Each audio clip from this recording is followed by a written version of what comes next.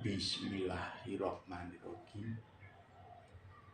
Niat ingsun ngopeni kopdam barongan muga paringana slamet mboten enten alang setunggal punapa-punapa. Mugi paringana le makarya muga paringana lancar. Pamit Ibu Bumi Bapa Langit sing ngeseni aku njaluk karo Gusti Allah disekseni Ibu Bumi Bapa Langit. Ibu Bumi banget angkasa muga paringana barongan kopdam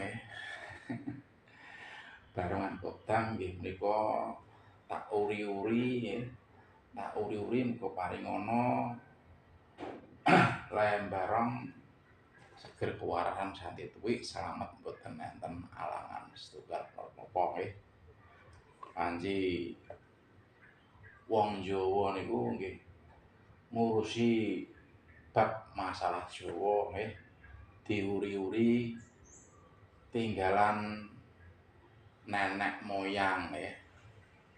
Niki barongan 7 turunan nggih. Barongan 7 turunan niku diuri-uri ben sageta cilik tuwa nom ben seger kewarasan slamet nggih. Sura tanggal 1 nggih. Nggih punika insyaallah kopdam iki ben tak njaluk kepeling nggih. Tak njaluk kepeling mugi-mugi ben ketoke nggih, ketoke ben wong nelah nggih. Sing diuri-uri niki tinggalane nenek moyang 7 turunan nggih. Niki nggih barongan perkaulan, nggih barongan istilahe ruwat nggih nyaplok ngilangno sengkala niki barongan niki nggih. Lah niki barongan niki niku nek sura tanggal 1 nggih dihubungke teng nggone makome Mbah Singa Barong. Ben Mbah Singa Barong niku ben ndongakno cilik tuwa ben seger kewarasan slamet mboten enten apa nggih.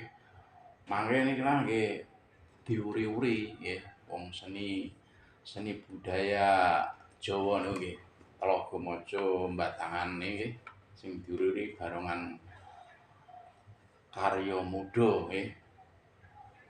Nggih diuri-uri ben seger kewarasan nggih santi tuwik amin amin ya rabbal alamin nggih. Nggih rayu-rayu ing